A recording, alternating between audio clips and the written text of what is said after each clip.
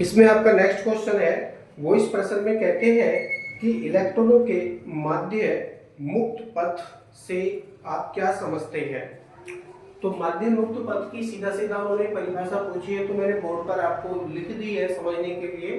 माध्य मुक्त पथ हेडिंग डाल के मैंने लिखा है, धातु के भीतर मुक्त इलेक्ट्रॉन।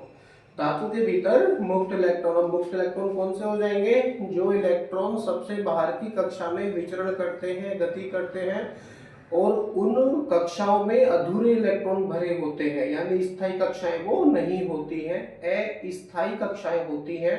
उन कक्षाओं के इलेक्ट्रॉन मुक्त इलेक्ट्रॉन कहलाते हैं।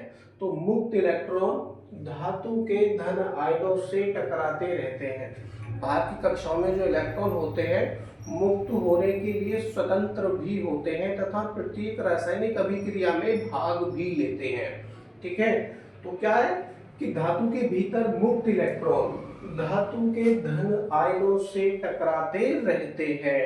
ठीक है, उनकी किन्हीं भी दो क्रमागत टक्करों के बीच, उनकी किन्हीं भी दो क्रमागत टक्करों के बीच इलेक्ट्रॉन द्वारा चली गई माध्य दूरी को, इलेक्ट्रॉन द्वारा चली गई माध्य दूरी को इलेक्ट्रॉन का माध्य मुक्त पथ कहते हैं।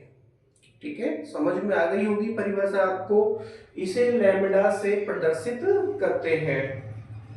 अब मैंने नीचे लिखा है, अधिकांश धातुओं के लिए लैम्ब्डा यानी माध्य मुक्त पथ, इलेक्ट्रॉनों का माध्य मुक्त पथ कितना हो जाता है?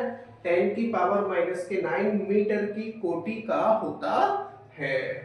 ठीक है, तो ये वेरी इंपॉर्टेंट लाइन है, लिखना बहुत जरूरी भी रहता है। तो यदि आपको ये परिभाषा लिखने के लिए आती है तो इस प्रकार से आप परिभाषा लिखेंगे तो नंबर बिल्कुल भी आपके नहीं कटेंगे।